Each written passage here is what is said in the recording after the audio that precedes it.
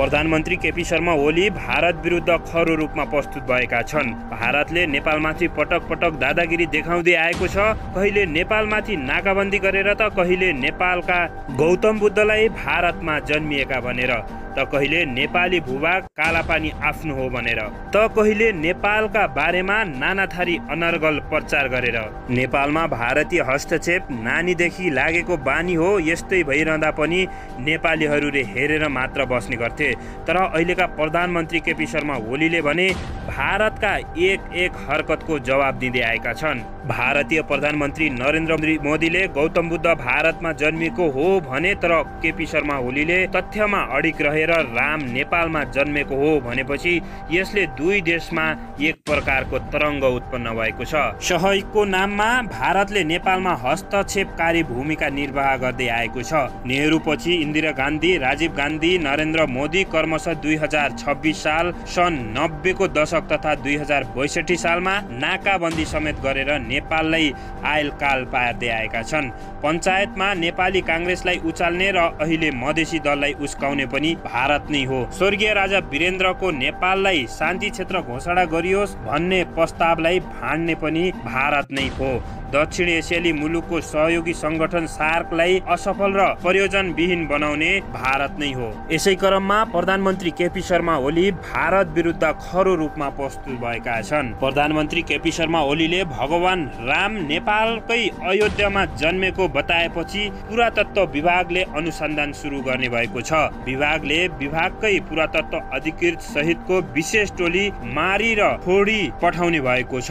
प्रधानमन्त्री केपी शर्मा ओलीले गएको असार 29 गते भानु जयन्तीको अवसरमा राजधानीमा आयोजित एक कार्यक्रममा अयोध्या नेपालमै रहेको र भगवान रामचन्द्र नेपालमै जन्मेका हुन् भन्ने अभिव्यक्ति दिनुभएको थियो। प्रधानमन्त्री ओलीले अभिव्यक्ति दिएपछि छिमेकी मुलुक भारतमा तरङ्ग उत्पन्न भएको थियो। सत्ताधारी दल भारतीय जनता पार्टीले उक्त अभिव्यक्तिप्रति खेद प्रकट गर्दै आएको थियो। सत्तारूढ नेकपा, प्रमुख प्रतिपक्ष नेपाली काङ्ग्रेस लगायत सबै दलले प्रधानमन्त्री ओलीको अभिव्यक्तिको चर्को आलोचना गरेका थिए। परराष्ट्र मन्त्रालयले भारतलाई एक नोट पठाएर सो अभिव्यक्ति प्रधानमन्त्री ओलीको धारणा व्यक्तिगत भएको उल्लेख गरेको थियो।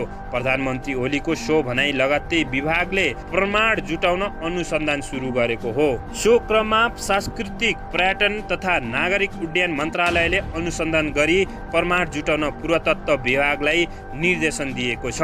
विभागमा महानिर्देशक दामोदर गौतम सहितको टोली मन्त्रालयमा पुगेपछि मन्त्रालयले प्रमाण सङ्कलन गर्ने निर्देशन जारी गरेको हो। गौतमको टोली असार 30 गते मन्त्रालय पुगेको थियो। मन्त्रालयका उच्च अधिकारीसँगको छलफलमा महानिर्देशक गौतमले प्रारम्भिक अनुसन्धान गर्ने जिम्मा विभागको भएको भन्दै तत्काल टोली माडी र ठोरी ठाउँ खटाउने भएको थियो। स्रोतका अनुसार विभागको टोली 1-2 दिनभित्र वाल्मीकि आश्रम, लवकुश जन्मिएको र सीता भासिएको स्थानमा अयोध्यापुरी र आश्रम यज्ञ भएको स्थलगतको बारेमा अनुसन्धान गर्ने तयारीमा रहेको छ।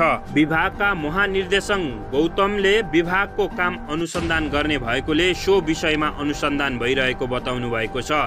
उहाँले भन्नुभयो, हामीले सांस्कृतिक बीचसँग छलफल गरिरहेका छौँ। आवश्यक परे टोली खटाएर अनुसन्धान गर्नेछौँ। विभागले मुलुकको कार्यकारी प्रमुखले व्यक्त गरेको विषयमा गम्भीर अध्ययन गरिने जानकारी दिँदै गोप्य रूपमा टोली गठन गरेको छ। विभागले केही प्रमाण नभेटिएसम्म अनुसन्धान फितलो हुने भन्दै सो पाटोलाई पूर्ण गोप्य राख्ने तयारी गरिरहेको छ। सरकारले अयोध्यापुरीमा केही आधार भेटिएपछि विदेशी अनुसन्धानकर्ताको सहयोग लिने तयारी गरेको छ। यो विषयले, यो खबरले भारतमा भुइँचालो मचिएको छ। सांस्कृतिक पर्यटन तथा नागरिक उड्डयन मन्त्रालयका सचिव केदार बहादुर अधिकारीले प्रधानमन्त्रीको व्यक्त गर्नुभएको विषयमा अध्ययन गर्न विभागलाई निर्देशन दिएको जानकारी दिएका छन्। उनले भनेका छन्, तथ्य पत्ता लगाउने विषयमा विभागलाई निर्देशन दिइसकेका छौँ। विभागकै तथ्यको आधारमा थप काम अघि बढाउने छौँ। उता त्रिभुवन अन्तर्राष्ट्रिय केन्द्र सांस्कृतिक विभागले पनि अनुसन्धान सुरु गरेको जानकारीमा आएको छ।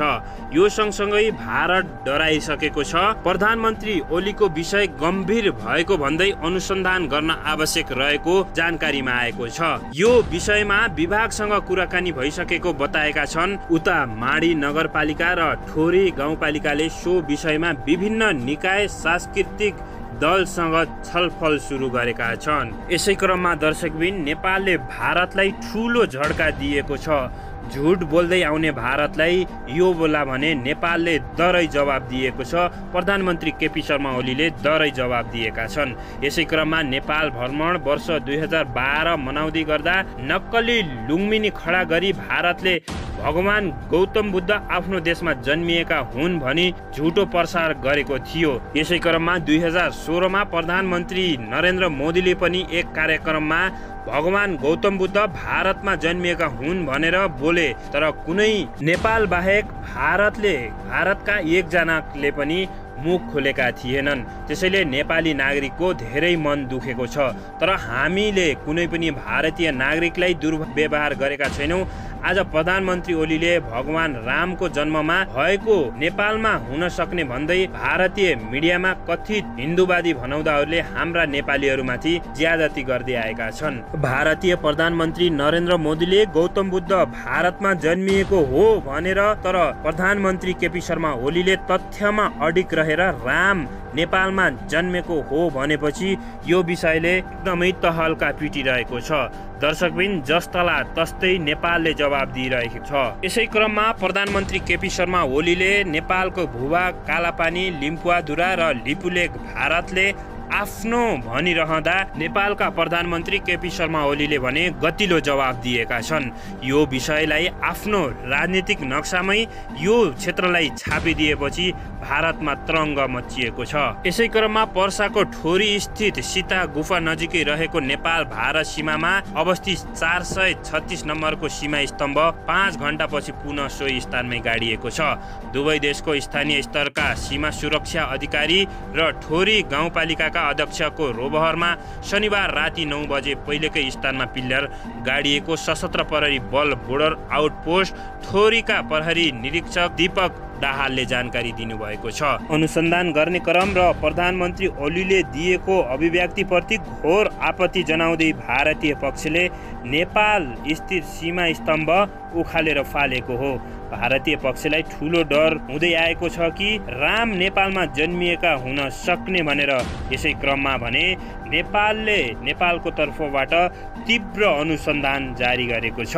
दर्शकबिन प्रधानमन्त्री केपी शर्मा ओली लगायत राजनीतिक दलहरूले दिएको भारतलाई गतिलो जवाबको विषयमा तपाईँ के भन्न चाहनुहुन्छ? आफ्नो विचार तल रहेको कमेन्ट बक्समा कमेन्ट गर्न नभुल्नुहोला। यदि यो भिडियो मन पर्यो भने 3 करोड नेपाली सामु सक्दो शेयर गरेर पुर्याउनुहोला भन्दै युआर नेपालीसँग अझै पनि सब्स्क्राइब गरेर जोडिनु भएको छैन भने सब्स्क्राइब गरेर जोडिनुहोला भन्दै बिदा हुन्छु। नमस्ते, जय देश।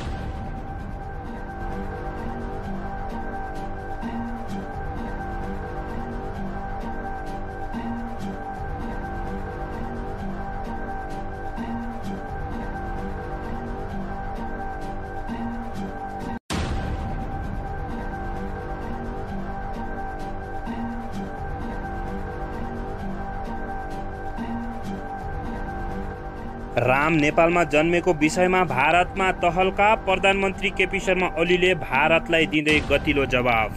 राम नेपालमा जन्मेको तथ्य नेपालले सार्वजनिक गर्दै यो विषयले भारतमा तहल्का, नेपालको सीमा स्तम्भ समेत भारतले ढाल्यो। प्रधानमन्त्री केपी शर्मा ओली भारत विरुद्ध खरो रूपमा प्रस्तुत भएका छन्। भारतले नेपालमाथि पटक पटक दादागिरी देखाउँदै आएको छ। कहिले नेपालमाथि नाकाबन्दी गरेर त कहिले नेपालका गौतम बुद्धलाई भारतमा जन्मिएका भनेर, त कहिले नेपाली भूभाग कालापानी आफ्नो हो भनेर, त कहिले नेपालका बारेमा नानाथरी अनर्गल प्रचार गरेर। नेपालमा भारतीय हस्तक्षेप नानीदेखि लागेको बानी हो। यस्तै भइरहँदा पनि नेपालीहरूले हेरेर मात्र बस्ने गर्थे। तर अहिलेका प्रधानमन्त्री केपी शर्मा ओलीले भने भारतका एक हरकतको जवाब दिँदै आएका छन्।